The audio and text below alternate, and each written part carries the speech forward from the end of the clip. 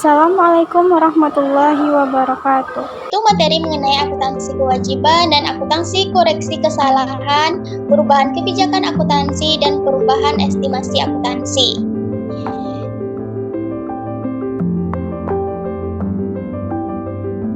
Di mana yang beranggotakan dengan Asnafti Umu Yasin Sregar dengan NIM 2201071002, Yosi Purnamasari dengan NIM 2201071012, Dia Ulisania dengan NIM 2201072009, Sarah Mutia dengan NIM 2201072036, dan Zaki Aditya Malta dengan NIM 2201072052.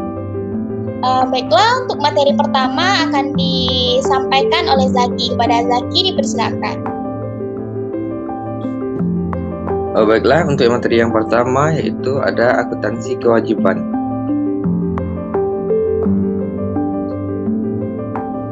Menurut PP nomor 71 tahun 2010, utang yang timbul dari peristiwa masa lalu yang penyelesaiannya mengakibatkan aliran keluar sumber daya ekonomi pemerintah daerah. Kewajiban bersifat mengikat dan dapat dipaksakan secara hukum sebagai konsekuensi atau kontrak atau peraturan perundang-undangan.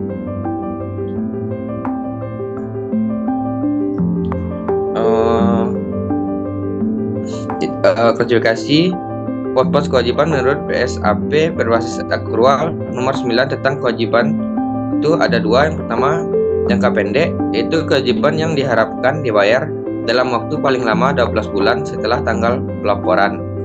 Yang kedua itu ada jangka panjang, yaitu kewajiban yang diharapkan dibayar dalam waktu lebih dari 12 bulan setelah tanggal pelaporan.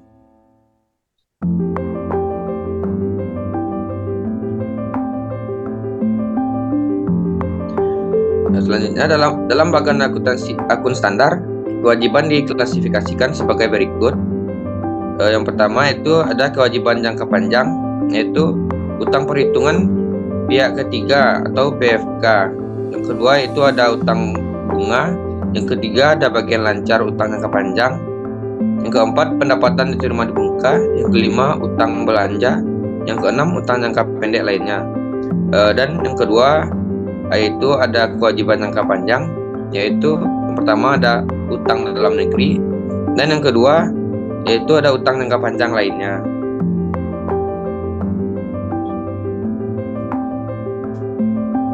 Selanjutnya, prosedur akuntansi kewajiban di SKPD. Akuntansi kewajiban di SKPD terdiri atas penerimaan utang, pembayaran utang, khususnya utang jangka panjang.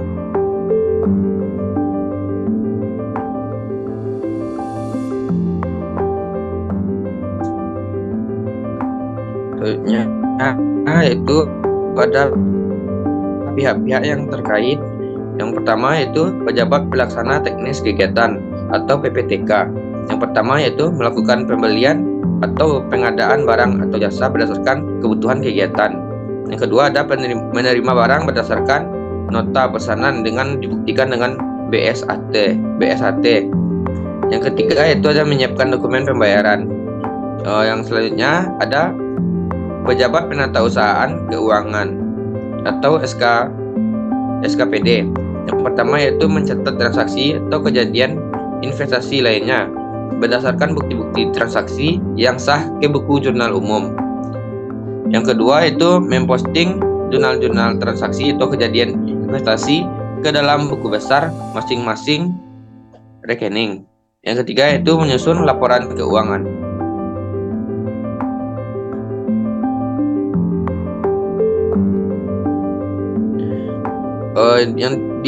Untuk di dalam pejabat pengelolaan keuangan daerah, itu yang pertama yang ada menyampaikan dokumen transaksi yang dilakukan dengan mekanisme LS kepada SKPD.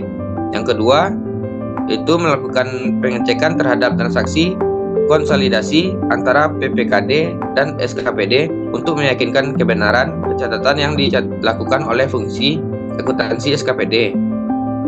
Yang kedua ada penggunaan anggaran, yaitu menandatangani laporan keuangan yang telah disusun oleh fungsi akuntansi SKPD.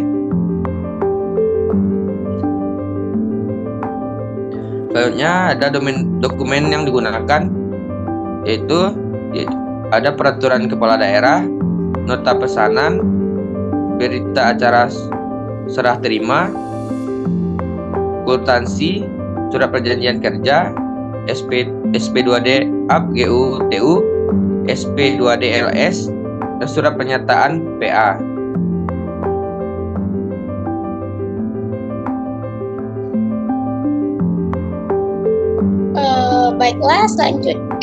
Baiklah, selanjutnya materi yang akan kita bahas yaitu mengenai jurnal standar yang ada di SKPD. Yang pertama yaitu misalkan transaksi pengakuan terjadinya utang pada saat pengadaan atau pembelian ATK yang telah dilaksanakan dan pelunasannya masih belum dilakukan. Yaitu jika menggunakan pendekatan beban, maka jurnal LO-nya yaitu adalah beban ATK pada utang belanja bahan habis pakai. Sedangkan jika menggunakan pendekatan aset, maka jurnal LO-nya yaitu adalah persediaan alat tulis kantor pada utang belanja bahan habis pakai.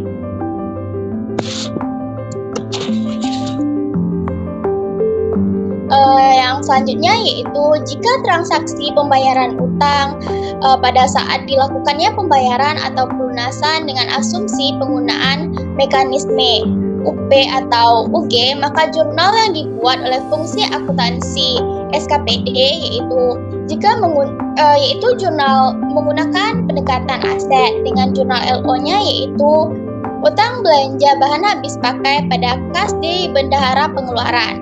Sedangkan untuk jurnal LRA-nya yaitu adalah belanja ATK pada perubahan sal. Bisa ada juga transaksi pembayaran utang pada saat dilakukannya pembayaran atau pelunasan dengan asumsi menggunakan mekanisme LS atau langsung. Maka jurnal yang dibuat oleh fungsi SKPD yaitu menggunakan pendekatan aset, di mana jurnal LO-nya yaitu adalah utang belanja bahan habis pakai pada RK PPKD.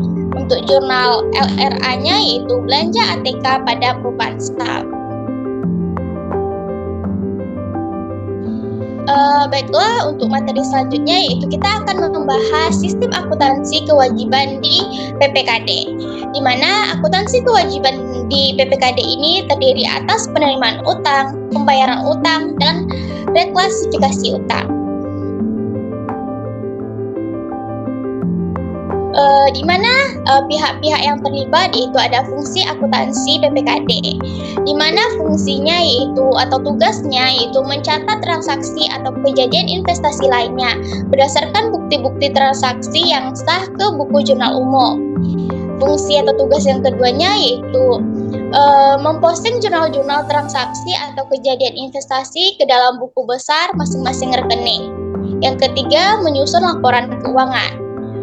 Pihak yang terlibat selanjutnya yaitu ada Bendahara Umum Daerah atau BUD, di mana tugasnya yaitu adalah menyiapkan dokumen transaksi penerimaan, pembayaran, dan reklasifikasi utang, menyiapkan bukti memorial untuk pencatatan akuntansi.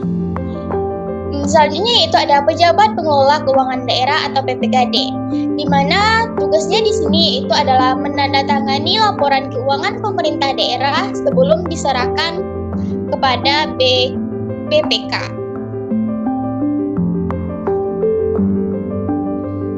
Untuk dokumen yang digunakan yaitu ada Peraturan Daerah tentang Kebijakan Akuntansi Pemerintah Daerah, ada Surat Perjanjian Utang, ada Nota Kredit, dan LP2DLS.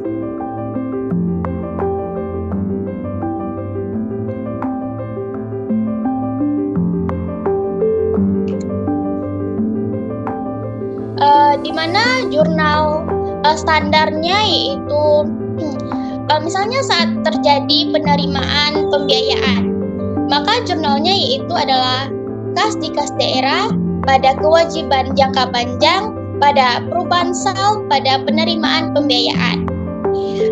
saat pembayaran bunga kewajiban, maka jurnalnya yaitu adalah beban bunga pada kas di kas daerah, bunga hutang pada perubahan sal.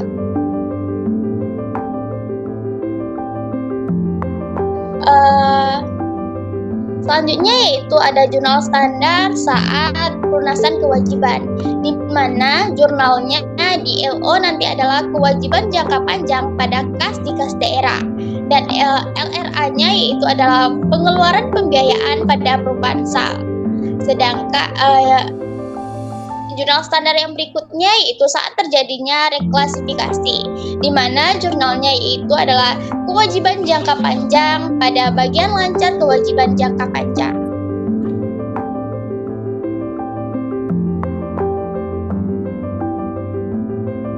Baik, selanjutnya akan saya lanjutkan mengenai materi pengakuan kewajiban.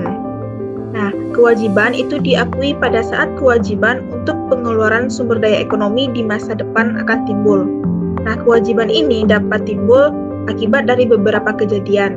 Yang pertama yaitu transaksi dengan pertukaran atau exchange transaction, di mana itu diakui ketika pemerintah daerah menerima barang atau jasa sebagai ganti janji untuk memberikan sumber daya di masa depan.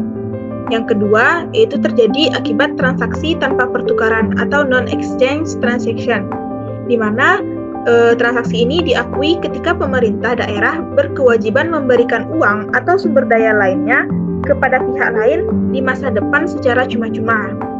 Yang ketiga, di mana terjadi kejadian yang berkaitan dengan pemerintahan atau government-related event, di mana kejadian ini diakui ketika pemerintah mengeluarkan sejumlah sumber daya ekonomi sebagai akibat adanya interaksi pemerintah daerah dan lingkungannya. Nah, yang keempat yaitu kejadian yang diakui pemerintah. Nah, di mana kejadian ini diakui ketika pemerintah daerah memutuskan untuk merespon suatu kejadian yang tidak ada kaitannya dengan kegiatan pemerintahan dengan kemungkinan menimbulkan konsekuensi keuangan bagi pemerintah. Nah, selanjutnya itu ada pengukuran kewajiban. Pengukuran kewajiban itu dicatat sebesar nilai nominal kewajiban tersebut, di mana pengukuran kewajiban jangka pendek itu berdasarkan jenis investasinya, dan pengukuran kewajiban jangka panjang itu diukur berdasarkan karakteristiknya. Nah, dalam karakteristik jangka pendek itu ada beberapa hal yang berkaitan. Yang pertama yaitu ada utang pada pihak ketiga, di mana terjadi ketika pemerintah daerah itu menerima hak atas barang atau jasa. Maka pada saat itu pemerintah daerah mengakui kewajiban atas jumlah yang belum dibayarkan untuk memperoleh barang atau jasa tersebut. Yang kedua, utang transfer. Utang transfer diakui dan dinilai sesuai dengan peraturan yang berlaku. Yang ketiga, utang bunga. Utang bunga ini dicatat sebesar nilai bunga yang telah terjadi dan belum dibayar, serta diakui pada setiap akhir periode pelaporan sebagai bagian dari kewajiban yang berkaitan. Yang keempat, ada utang perhitungan final ketiga. Utang perhitungan pihak ketiga atau PFK, di mana hutang ini dicatat sebesar saldo pungutan atau potongan yang belum disetorkan kepada pihak lain di akhir periode. Yang kelima, itu ada bagian lancar utang jangka panjang, di mana utang tersebut dicatat sejumlah yang akan jatuh tempo dalam waktu 12 bulan setelah tanggal pelaporannya. Yang keenam, ada kewajiban lancar lainnya. Nah, kewajiban lancar lainnya ini disesuaikan dengan karakteristik masing-masing pos tersebut.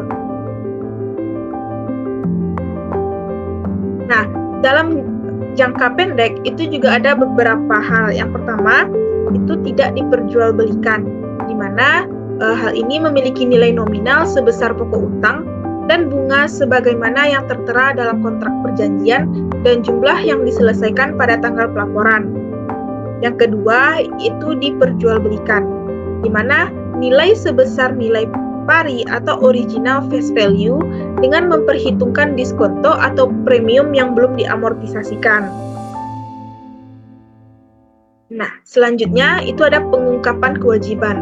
Pengungkapan kewajiban ini meliputi yang pertama yaitu jumlah saldo kewajiban jangka pendek dan panjang yang diklasifikasikan berdasarkan pemberian pinjaman. Yang kedua, jumlah saldo kewajiban berupa hutang pemerintahan itu berdasarkan dengan jenis sekuritas utang pemerintah dan jatuh temponya. Yang ketiga, bunga pinjaman yang terhutang pada periode berjalan dan tingkat bunga yang berlaku, konsekuensinya dilakukannya penyelesaian kewajiban sebelum jatuh tempo. Yang kelima, di mana perjanjian restrukturisasi utang itu meliputi jumlah tunggakan pinjaman yang disajikan dalam bentuk daftar umur utang berdasarkan dengan kreditur, serta biaya pinjaman. Nah, selanjutnya itu ada penyajian kewajiban. Nah, penyajian kewajiban di mana ada dokumentasi. Nah, dokumentasi ini adalah pembuatan dokumen atau perangkat untuk merekam proses alur kerja dan perkembangan dalam penyajian kewajiban.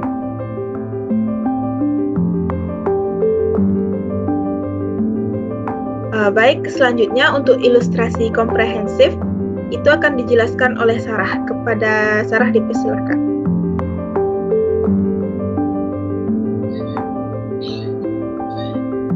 Baiklah, saya akan menjelaskan mengenai ilustrasi komprehensif khususnya pada akuntansi kewajiban di SKPD.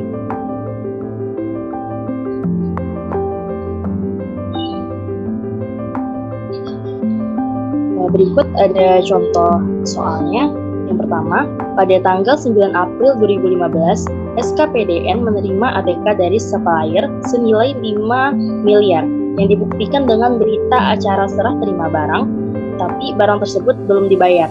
Pada tanggal 11 April 2015, SKPDN membayar ATK tersebut kepada supplier dengan menggunakan mekanisme UP. Maka untuk jurnal LO-nya, pada tanggal 9 April 2015, debitnya di beban ATK sebesar 8 juta. Sedangkan utang kreditnya, utang belanja bahan pakai habis sebesar 5 juta. Pada tanggal 11 April 2015, LO-nya yaitu utang belanja bahan pakai habis sebesar 5 juta pada kas di bendahara pengeluaran sebesar 5 juta. Nah, untuk jurnal LRA-nya, pada tanggal 11 April 2016, belanja ATK sebesar 6 juta di perubahan SAL sebesar 6 juta.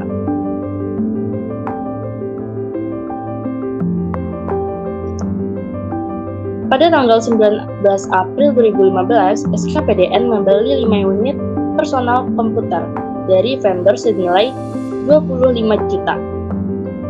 Pembayaran dilakukan dengan mekanisme LS barang setelah SP2D keluar, yaitu pada tanggal 25 April 2015.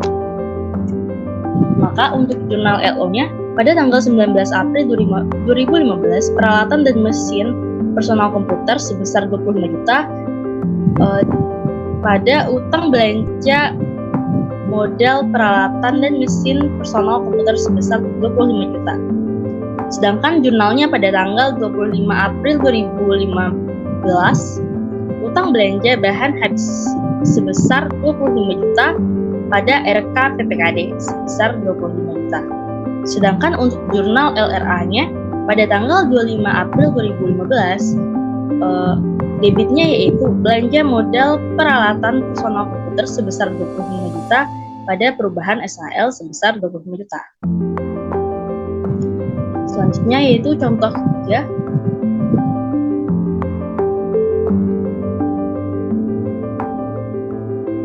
Yaitu ilustrasi komprehensif pada akuntansi kewajiban di PPKD.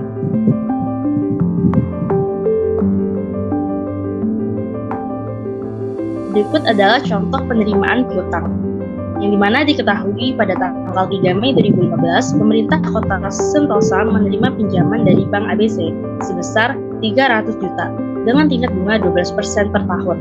Bunga dibayar tiap tanggal 3 Mei dan 3 November. Jatuh tempo pinjaman pada 2 Mei 2020. Maka untuk jurnal LO-nya pada tanggal 3 bulan 5 2015, kas di kas daerah sebesar 300 juta. Sedangkan kreditnya utang dalam negeri sektor perbankan Bank ABC sebesar 300 juta.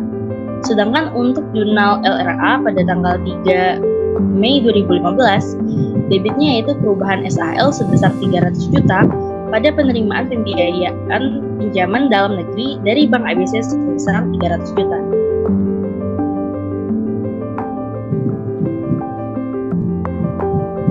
Nah, selanjutnya ada contoh pembayaran bunga kewajiban, di mana diketahui pada tanggal 3 November 2015 terbit SP2DLS untuk membayar bunga atas pinjaman pemerintah Kota Sentosa pada Bank ABC sebesar 18 juta.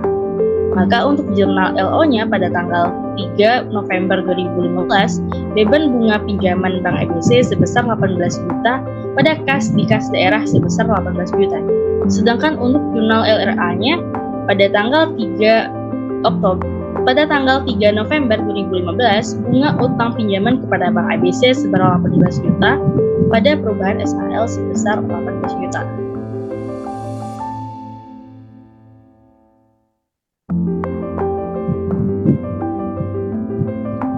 Selanjutnya, untuk penyesuaian beban bunga pinjaman, di mana diketahui pada tanggal 31 Desember 2015 dilakukan penyesuaian terhadap bunga pinjaman yang belum dibayar pada tahun 2015 sebesar 2 bulan, yaitu bulan November hingga Desember, sebesar 6 juta. Maka untuk jurnal LO-nya pada tanggal 31 Desember 2015, debitnya yaitu beban bunga pinjaman Bank ABC sebesar 6 juta pada utang pinjaman kepada Bank ABC sebesar 6 juta. Sedangkan untuk jurnal LRA-nya yaitu tidak ada jurnal pada tanggal 3 Mei 2015. Selanjutnya, contoh pembayaran bunga kewajiban, di mana diketahui pada tanggal 3 Mei 2016 terbit SP2DLS untuk membayar bunga atas pinjaman pemerintah Kota Sentosa kepada Bank ABC sebesar 18 juta. Maka jurnal LO-nya pada tanggal 3 Mei 2016, beban bunga pinjaman Bank ABC sebesar 12 juta dan utang bunga pinjaman kepada Bank ABC sebesar 6 juta. Sedangkan kreditnya yaitu kas di kas daerah sebesar 18 juta. Sedangkan untuk jurnal LRA-nya pada tanggal 3 Mei 2016, bunga utang pinjaman kepada Bank ABC sebesar 18 juta, sedangkan kreditnya yaitu perubahan SAL sebesar 18 juta.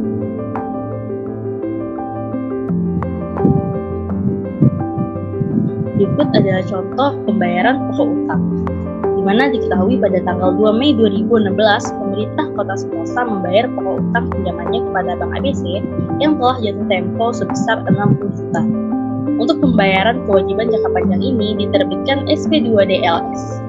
Maka untuk jurnal LO-nya pada tanggal 2 Mei 2016, utang dalam negeri sektor perbankan Bank ABC sebesar 60 juta pada kas di kas daerah sebesar 60 juta.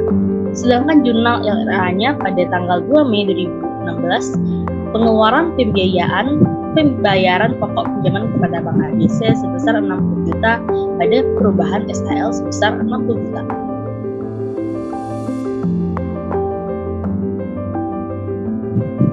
Selanjutnya, contoh dari reklasifikasi utang, di mana diketahui pada tanggal 31 Desember 2016, pemerintah Kota Sentosa melakukan reklasifikasi bagian lancar utang jangka panjang kepada Bank ABC atas utang yang akan jatuh tempo senilai 60 juta.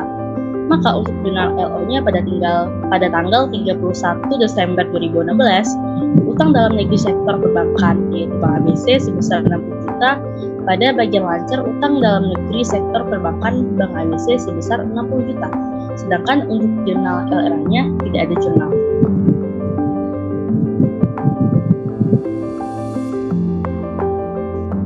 Selanjutnya, contoh utang PFK atau perhitungan pihak ketiga,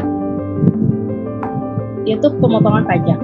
Pada tanggal 30 November 2015, Bendahara PPKD melakukan pemotongan pajak atas pembayaran gaji bulan Desember senilai 6 juta pada tanggal 1 Desember 2015, Bendahara PPKD melakukan penyetoran pajak atas pembayaran gaji bulan Desember senilai 6 juta.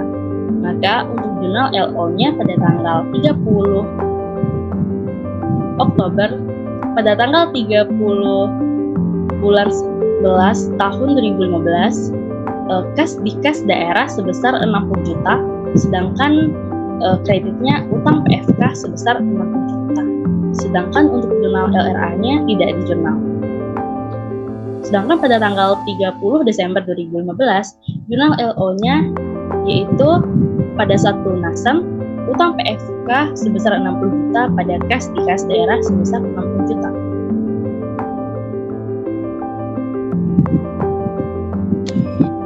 Baik, untuk materi selanjutnya akan dijelaskan oleh Asnafti Umu Yasin Siregar dengan NIM 2201071002, nomor absen 1 kelas A 2A D3 akuntansi.